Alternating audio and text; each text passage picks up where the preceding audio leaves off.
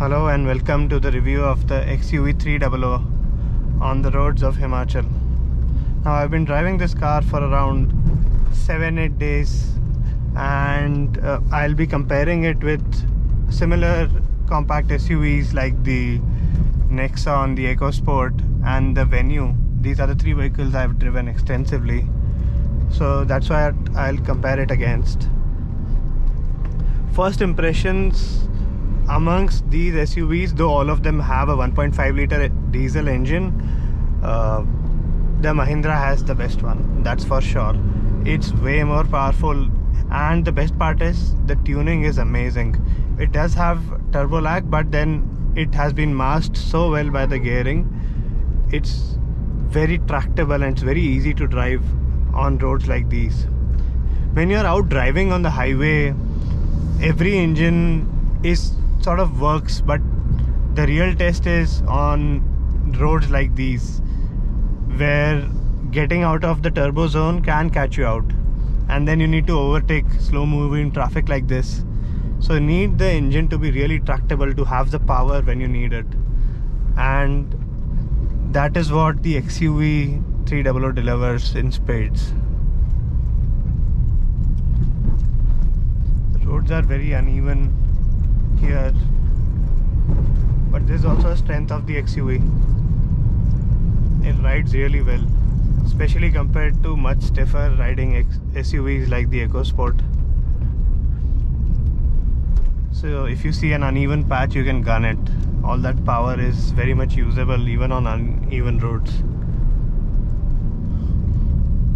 Where the big difference is, I would say, is in terms of the steering. I think the EcoSport steering is way better than the XUV in terms of feedback.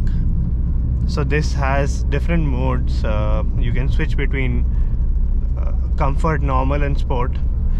The weight of the steering changes in all these three modes, but it still doesn't feel as connected as the Ford. And the other part which spoils it is that the handling is a little bit twitchy. So on roads like this, when you start pushing it, the car just doesn't feel all that glued to the ground. Sudden direction changes really upset the balance of this car, and I think that's fine because the XUV isn't like a very sporty SUV, to be honest. It's a family SUV, and except the Mahindra marketing team, everyone knows it. The product, if you drive this car, you know that it's not been tuned to deliver like really sporty handling like the Ford, and that's fine. It has way more space. It's more of a family friendly SUV. And to be honest, if you're driving the XUV sanely, it does deliver. The handling isn't like as bad as initial generations of Hyundai. It just doesn't match up to the Fords, is what I would say. But the engine really makes up for it. It really has power everywhere. And in fact, I would go ahead and say this, that, and a lot of you might disagree with this, but I think south of the BMWs, this is one of the best engines you can have. And the reason I say this is the Harriers and the Compass, these SUVs do have bigger engines with much more power, but then they also come with that agility loss because of their size. This doesn't have that. It has a really powerful engine and it is very nimble. So when you want to make quick overtakes, it just gives you the power you need.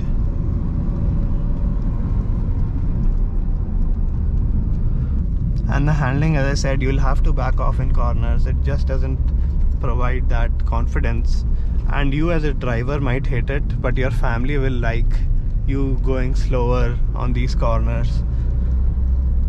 It is why it's much more suited to a family sort of a use case where everyone is comfortable, there is enough space for everyone, the ride is good, the driver isn't able to push it a lot. In the EcoSport, it's the other way around. The driver is the happiest person and everyone else is sort of not so happy. How would I compare it against the Nexon? The engine in the Nexon, it is powerful, but it hasn't been tuned as well as the XUV. The main reason behind that is when you're pushing the Nexon on roads like these, what you'll find is there are flat spots in the power delivery. The power tapers off all of a sudden. It's just not there and it's not very predictable as well. I think Tata is still yet to get their engine tuning bit right. I don't think any of the Tata cars nailed it except the Harrier, and that's because the engine is from FCA and not Tata. Overall, I would say between this and the Nexon, I would choose this, and the reason behind that is, as I said, the engine and the gearbox combination is better in this one. I would say the handling of the Nexon is better, but then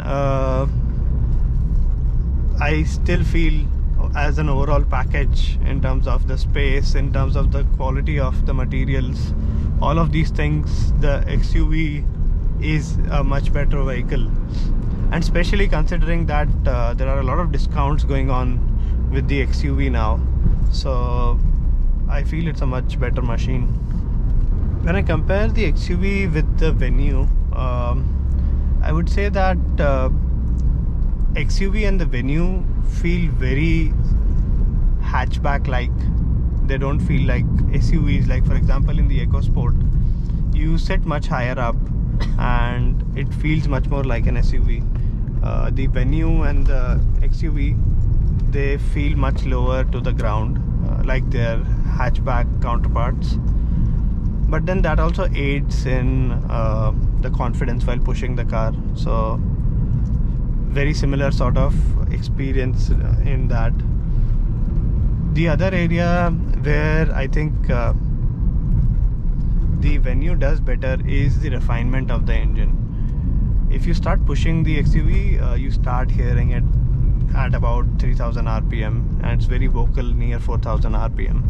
The Venue is way more refined. It just doesn't feel like a diesel engine. It's very smooth. But where the Venue loses the game is in terms of comfort. If you have 4 people traveling, the XUV is much better. With 5, the Venue is no longer an option. It's not possible to seat 3 people comfortably over long distances in the Venue, or the EcoSport for that matter. How does it compare to the EcoSport? First, in terms of engine, I think, as I said, this engine is better than the EcoSport for sure. The EcoSport engine is old and it feels old now. It doesn't have that kick in the pants feeling that this engine delivers. The EcoSport has become very linear over the time. Just doesn't have that punch now compared to its rivals. But then the EcoSport makes it up in the handling department. The EcoSport doesn't roll as much in the corners, and especially when you're doing high speed turns, like speeds above 100 and switchbacks, that's when like this feels a lot more twitchy, and the EcoSport is much more stable and you can feel that difference. But then the XUV claws back some of the points in terms of its ride. The EcoSport rides much stiffer than this. You can feel every bump in the EcoSport, especially in the rear seat. That way the XUV is much better. As I said, if you want to drive alone, get the EcoSport. But if you want to go on a trip with a family, that's what your major use case is, I think the XUV is a better vehicle. That's a good thing about the XUV. Since you have so much power, you don't have to pull out risky overtakes. You can wait, and as soon as you have that gap, you know the XUV will be able to easily close in.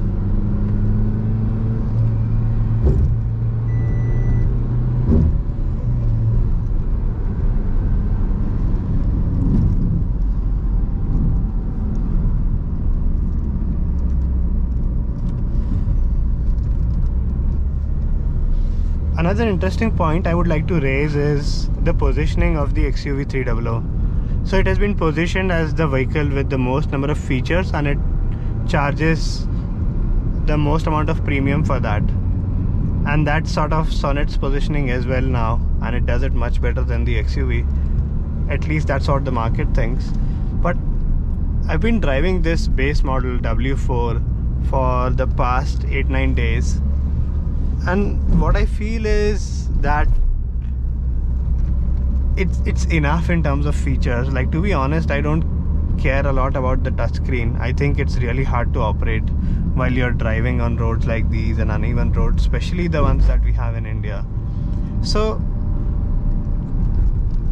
it's not missing out on a lot of things. Look at the MID, it's quite comprehensive. It's giving you enough things. It has the steering modes, it has all the comfort, the quality of the interiors is the same.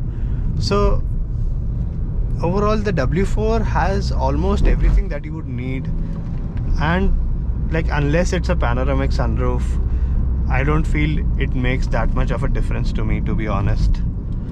So it doesn't make sense to buy the W8 XUV. And there's another reason why. The W8 goes for around 14.5 lakhs depending on which part of the country you are in. And I'm not talking about the optional, the W8O, just the W8. So the Creta or the Seltos mid variants are much better spec'd, and they have almost similar features. The space is much more, and you're getting a vehicle that is easily a segment above the XUV. So if that's the case, why not buy that? The only reason why you should buy the top model is for the additional airbags. 16 lakhs for a XUV, it's fine if you do it for the safety, I would understand it, but for the rest of the features, they are just gimmicks, to be honest. The main features are here in this base model already. The last question, would I buy the XUV 300 myself? I wouldn't, to be honest. For me, the handling is really important. These roads, you get to drive on them once in a year or maybe twice, best case thrice. And in these moments, missing out because of the handling, I don't think it's a compromise I would be able to make. But I would happily recommend it to people who don't have this use case, who don't push their cars as much, and this is not, they're planning to mainly drive it in the city or just take it out to 4-lane, 6-lane highways. For them, the XUV is a really good machine. Now when it comes to the interior of the XUV 300, I would say that the quality is decent, but there are a few things which I find really strange in the interior. The first thing is, this is the base W4 model. So in this model, for you to change the trip meter, the button is here on the center console, and it's very strange to reset it as well. So you press the trip button to toggle between the trips, and then if you want to reset it, you have to long press the set button. So this is a bit ergonomically off. It takes a while, you're searching here, and there is no trip button there, but it is here in the center console. So it's super strange. Why it's even more strange is because Mahindra had these buttons on these stocks and they could have used them, but instead they chose to go ahead with this placement. I'm not sure why, but it's very strange to find that. Another interesting thing is, for you to toggle between the steering modes, you have to press this button once, and then this starts blinking, and then you press it again, and then you move into the next mode, and then if you let it be there for a while, it then goes into the mode that you have selected. So I think this is because of safety, because if you're driving, someone switches the mode accidentally by pressing this button, so you would be surprised. So I think that's why they chose to have double clicks before changing the mode of the steering. Otherwise, the rest of the console here pretty decent. The other interesting thing that I find is, instead of a knob to choose the temperature, there is this two buttons and these lights which indicate how cold the air is that you are getting from your air conditioners. So you move up and then you move into the red zone. So very, very interesting implementation. Another strange thing about the XUV is that this center console has this space in the front where you can put your hand through. So even if you open the center console or close it, there is always this opening. I'm not sure what the logic is. Maybe it's for cool air from the air conditioner to enter here, but very, very strange way of implementing that, if that's the logic. So yeah, another interesting thing about the XUV 300. Moving to the rear seats of the XUV 300, I have set this seat according to my driving position.